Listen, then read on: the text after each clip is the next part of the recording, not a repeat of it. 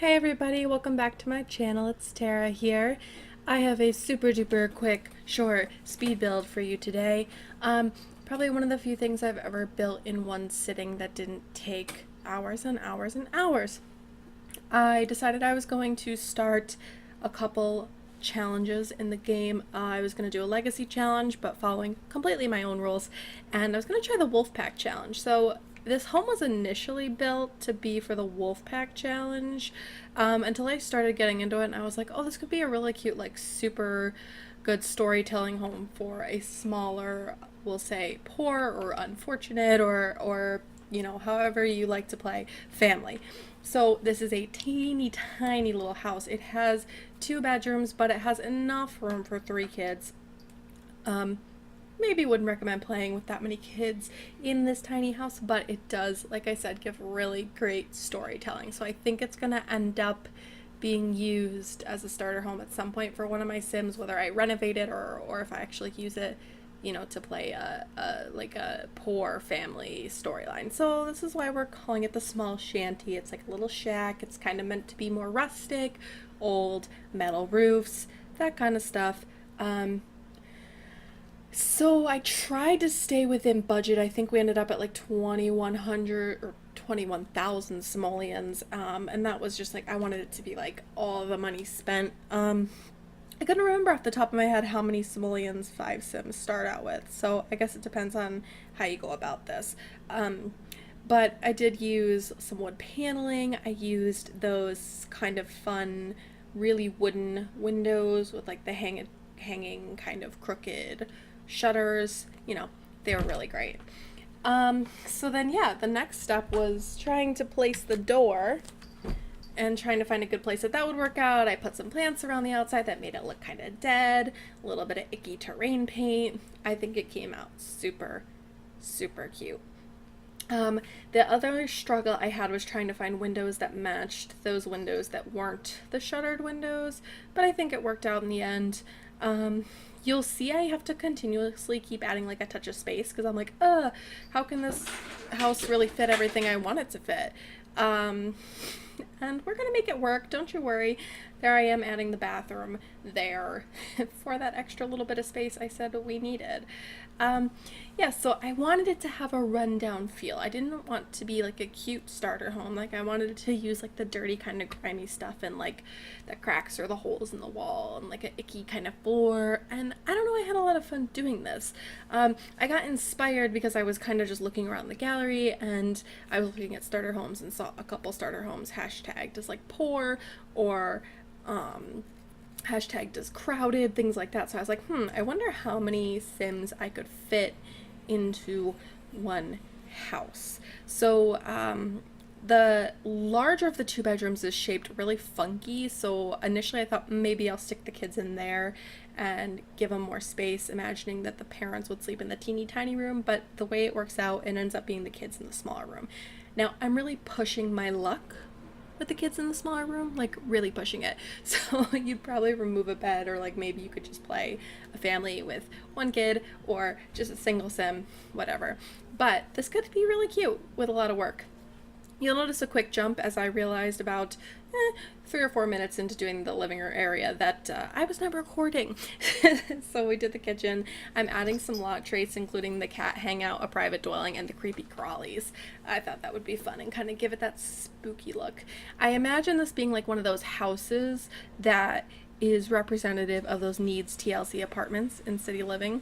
So it kind of has the same vibe, but it's a full out house and you don't need to be in an apartment, but it gives you that same kind of squished together, cozy, yucky vibe.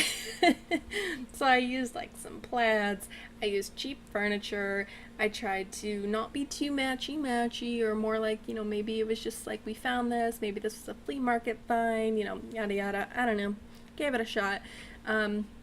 So I'm kind of bouncing all over the house right now because I'm trying to figure out what I can fit, and I want to make sure that I get the basics in before I start getting a whole bunch of decorative stuff, because if we're trying to stick to a budget, you want to have, you know, your beds, your showers, your kitchen, your sink, your whatever you need.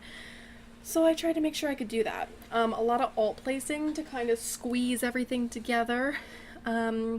Again, trying not to be too matchy, trying to just be like, oh, this is what they like. But the kids' room was driving me bonkers. So we kind of ended up with a neutral brown, blue, orange theme. Love this table. Love the use of that TV. Love the existence of that TV. Really easy to match these kind of old distressed looking woods for this. This is in my head. I knew I wanted a mismatched table when I started building this, so I was like, I'm gonna get all these different colored chairs. Oh, here I am trying to mix everything up. No, it doesn't work. Just wait. It doesn't work. I tried so hard. I was like, oh yeah, there's way more room in here. There's no room for the double bed in the other bedroom though. So we tried. But yeah, there's really not much to this house, and I wasn't really sure how I was going to be able to talk for specifically like 9 minutes and not screw everything up. So I'm afraid to get into a tangent about something like I like to do and then get cut off. So let's focus only on the house. We're putting some planters outside. I'm kind of imagining that if you want to play the storyline of like a poor or a struggling family, then you don't really, they might not have jobs, or you know, maybe they just garden. So I've got like the whole wash situation out here, a few kitty things here and there. Like I wanted it to be like a really self-sustaining house, so like people, maybe they don't have to leave too much, and because they don't really have a ton of money to go out and go shopping and go this and that, and just trying to use cheap decorations, posters, cheap lights, cheap chairs, cheap, you know, clutter items, those kind of things. Just, you know, really trying to make it feel homey and realistic. So it's not just like so stark that you feel like your Sims can't live there, but like, so maybe with the activities that we do have, you've got a painter, you've got someone that gardens, you've got a guitar, so they can make money that way. But that's the idea, is this house is kind of built for Sims that are going to live off this property, live off the land, and like make money only in those ways. And then, you know, maybe they'll have a come up and you're going to like move them into a fancy mansion in Del Sol Valley. Like, I don't know, but I thought it would be a pretty fun way to play the game. So again, good storytelling. That's the only hope. Trying to use up every little bit of the budget here, getting towards the end, a little bit of this, a little bit of that, curtains, blinds, little knickknacks, that kind of stuff. There I am checking the budget. We're at 18,000 simoleans there. A mirror in the bedroom, important, knickknacks. Then I kind of realized that there was some stuff we needed for kids, like toys, toddler potty, that kind of thing. I got that Defender light, no monsters under the bed for me. However, I did just download MCC Command Center, so I don't have to have monsters under the bed ever again. But that's a whole different story. That's something we could talk about later when we have more time. But again, I'm just filling up the house, putting in some kid stuff, making it really practical. A little bit of this, a little bit of that, toys everywhere, decorations if we can, a little bit of greenery. But I really like the house and how it turned out, and I hope you do too. It'll be up on the gallery pretty soon, if it isn't already. My gallery name is TMC2K12. You can find me there, and you can find this super run-down little small shanty there too. So I hope you enjoyed, and remember to give it a like, comment, and subscribe if you did. It'd be great to have you here.